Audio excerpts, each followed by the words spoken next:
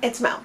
It is the middle of June, almost the end of June actually, and I have started my TBR spin book for June, which was Mr. Wilson's Cabinet of Wonders by Lawrence Welshler. This is a nonfiction book. Research I did about it before reading it. Lawrence Welshler is a journalist who has written for various publications and is kind of known for writing about interesting places, interesting things in kind of this short form but well-researched nonfiction style. He has written several other, and this is almost considered one of a series of those books that he has written. This one is all about the Museum of Jurassic Technology, which was a very strange little museum that he stumbled upon in LA. So the Museum of Jurassic Technology existed in LA in the 90s and beforehand, and it's how Lawrence discovered the museum, how he came to be a little bit obsessed with it, how he came to talk to other museum people, other curators about this museum, and then how he eventually came to interview and befriend the curator of the Museum of Jurassic Technology, Mr. Wilson. I've read about half of this book. It's very short. It's actually only like 150 pages without like the bibliography and the notes and everything. Maybe a little more than half of it. And I stopped so that I could update this vlog, but I am really excited to get back to it. This is probably going to be a really short vlog though, because I think this is a book that if you're interested in curio cabinets, if you're interested in Wunder cabinets, if you're interested in museums with bizarre ideas and subject matters and exhibits, then you should definitely just read this book. So far, I really like the way that it's written, and I like that Welshler is definitely in the story. It's definitely about him finding the museum, researching the museum, talking to people about the museum, coming up with things that he thinks are true about the museum and then having them proven untrue, or things that he thinks are untrue about the museum and finding them true. The Museum of Jurassic Technology is a true museum and does have true exhibits, but it was created by its custodian and curator as an art piece as well. So there are things that maybe are exaggerated or embellished in this museum, and it reminds me very much of several places that I have visited in my life, or several places that I've heard of. Really unique museums that I've never been to, like the Velvet Elvis Museum in Oregon, which I think is sadly closed. There is a museum of salt and pepper shakers in Chattanooga, Tennessee. Pigeon Forge, I think, actually. I've visited McSweeney's in Brooklyn when it existed, which was a cross between a Wunder cabinet, a curated set of curiosities, and a shop where you could purchase things. Similarly, Black Gold in Brooklyn was like that, where it was a coffee shop that sold taxidermy, but the vintage taxidermy was almost an exhibit within itself. The Museum of Morbid Anatomy, what's that museum called in Philly? There's a museum in Philadelphia that is about physical deformities throughout history and curiosities. That is actually a kind of a difficult museum to visit. It's a little bit disturbing to be there. I think I prefer things like the Brooklyn Reliquary, where there's people's collections. Maybe they're collections of coffee cups, maybe they're collections of flashlights, maybe they're collections of keychains, but it's this personal idea of a museum, this magical idea of the mundane, a well-formed, curated, and researched piece on an absolutely mundane subject or an absolutely bizarre subject that may or may not be true. So I am totally immersed and loving this book because it feels like places I have been. It feels like displays that I have seen. So I think if you are interested in those things, this would be a good one to read. Like I said, I'm about halfway through. I'm going to finish it and I will give you my final thoughts. But the thing that sums it up is the magical and the mundane, the potential surrealism of realism, the fantastical in your everyday life, the phantasm of science, the joy of the bizarre.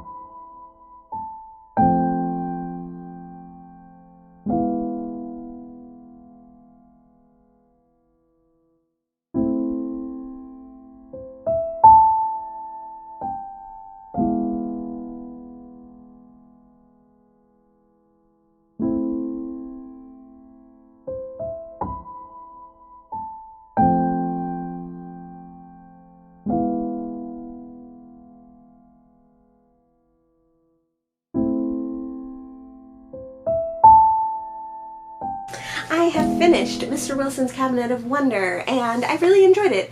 The first half of this book, which I was just at the end of when I last spoke to you, is the end of the essay that Lawrence Welcher wrote about discovering and researching the Museum of Jurassic Technology, about talking to the curator, Mr. Wilson, about learning facts about his life and how he came to have this museum, how the author was surprised at this seemingly unrealistic, fantastical museum, but even more surprised at the fact that many of these things turned out to be very, very near to perfectly true. So a lot of the things in the museum were confirmed from other sources by the author or by friends of the author to be true, to be existing, or have base in reality and existing technology and existing exhibits and existing curiosities. Welcher's kind of amazement came from the fact that at first he thought this was a true museum. He came to realize that this was an art piece, and then he was more amazed that most of the exhibits were real and true and came from actual historic fact. Then the second part of this book is kind of talking about a little further into his research of the exhibits themselves in the Museum of Jurassic Technology, but also about his discoveries about Wunder cabinets and curiosity museums in general, and how they were all the rage in the 14, 15, 1600s, and the movements that kind of started them, the idea of exploration and colonization, and people bringing new and fantastic and amazing and seemingly magical things from other lands. So in the museum there is a exhibit of a fruit stone that is carved, so a very tiny pit of a cherry or an almond or something like that that is carved minutely, and it's impossible to tell in the exhibit whether it is a real carving or not.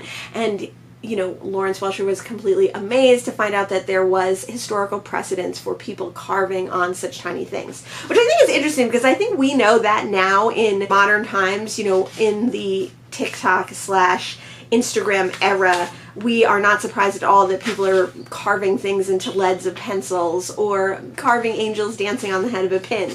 But at this time in like 1995, it was a fantastic idea that that was possible, and then to find out that the precedence was set in like the 1500s for doing that, and the onset of better technology both in carvings and in magnification was what brought that about, was like kind of amazing. The idea that he saw this museum, that he thought it was a genuine museum, that he came to realize through talking to the curator and looking closely at some of the exhibits that this was an art piece, and then discovering that it was not an art piece, that this art, not solely an art piece, that this art piece was also based in historical facts and precedents set hundreds of years ago. They did mention the Mutter Museum, which was the museum in Philadelphia I couldn't remember the name of earlier. So that is a museum that was started as a collection of curios by a doctor. It's medical and physical curios and anomalies that actual people had, or that were created for kind of medical science and then became a curious collection. So there are famous people's tumors, there are the skulls of criminals, there are entire skeletal sets of stillborn babies, there are conjoined twin skeletons, and all sorts of weird things. And I have been to that museum in Philadelphia, and it is, again, not for the faint of heart. I would pride myself as being a person who likes curios, and I rushed through the end of that museum because it was very disturbing. Like cross sections of people's faces, wet specimens of very disgusting things. It was hard to look at. But it was interesting that it was talked about in this book because actually the Museum of Jurassic Technology had a exhibit on loan from the Mutter Museum. I think this book leaves you with the feeling of, is this true, is this not true? It's telling you it's true. It's telling you that this Museum of Jurassic Technology exists. It's telling you that many of the exhibits are absolutely spot on, a real thing, but it's also telling you that this is art. Where's the line, and how is science and art art conjoined, you know? Speaking of conjoined, how are science and art joined together, and where does the fascination with one become the fascination with the other? So interesting, and it definitely felt nostalgic to me in that, again, I've been to museums like this, I've enjoyed them, and I find them magical in a way that was expressed through this book. I would say that the ending of this book lacks a little. I don't think there's any kind of final wrap up, any kind of final sting to this book that really like signifies the ending of the reading. I think if it had hailed back to the beginning essay a little bit more, if it had wrapped up the story of Mr. Wilson himself, if it had pondered on the future of the museum, I don't know, had some kind of like wrapping up final thesis kind of feeling at the end, I would have enjoyed this one a little bit more. I think it just kind of like ended, not exactly abruptly, but not completely either. If you're interested in curiosities, if you're interested in wonder cabinets, if you're interested in medical or physical anomalies, both of human anatomy and other naturistic elements, I would highly recommend reading this book. It's also, I think, an interesting jumping off point if you're interested in that to learn more. There's so many texts cited that I was like, ooh, should I pick that up? Like, what is this about? Even on the other side, this book talks about people like Ricky Jay, the close view magician and magician historian. So it made you wonder what his interest was, and the book that he wrote about this kind of subject matter and how that ties in with magic and magicians, close magic. There's a lot to start with this book. You could go on, but it is an interesting story in itself. I did really enjoy it. I'm glad that I finally read it for TBR Spin. It is June 28th, so I have quite a few days left before I can watch the next video for TBR Spin. I'll come back to you. We will watch the prompts for TBR Spin July, and we'll pick our book that we're going to read next month.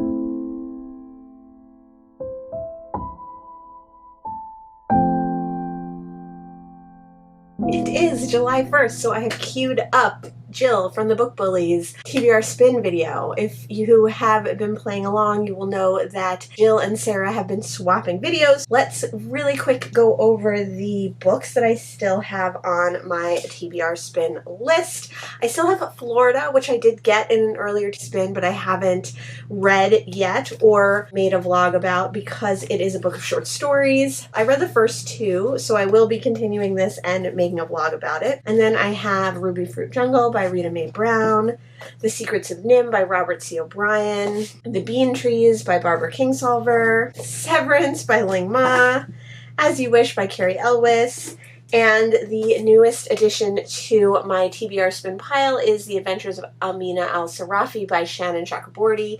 So I'm excited for all of these. I don't have a preference of what I'd like to get, but let's watch the spin and see what prompt we get.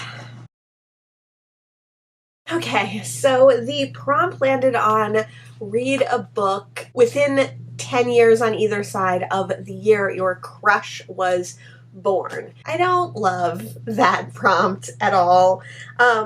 So I could pick a celebrity, pick a person that I know who I could have a crush on, but I am just going to pick my husband, and he was born in 1976, so I can read a book from 1966 to 1986. These definitely fit in there, I think. This one I know doesn't. This one I know doesn't. I'm not sure about Severance. Let's just check that really quick. This was published in 2018, so no. So let's just triple check these ones. 1988, so just missed it actually. Oh, well maybe this will narrow it down. 1973, so I could read this. Or 1982. So these are my two choices. Oh no. Okay, I'm back.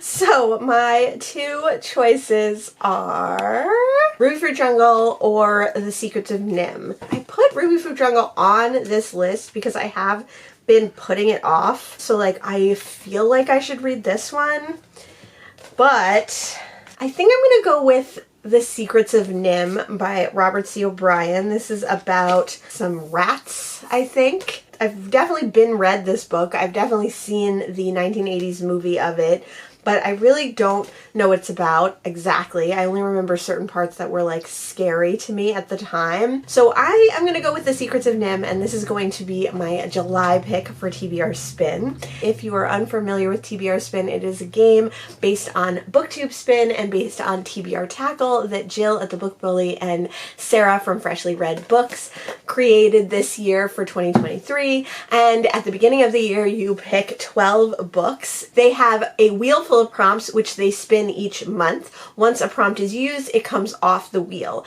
There are some prompts that call for you to do an action and then spin the wheel again, but most prompts like this one for July are just about a way to pick a book off your list. So each month they spin a wheel, you pick a book off your list, and that's the book you read for that month. So if you are starting today, you can pick a stack of 6 books and use the July prompt.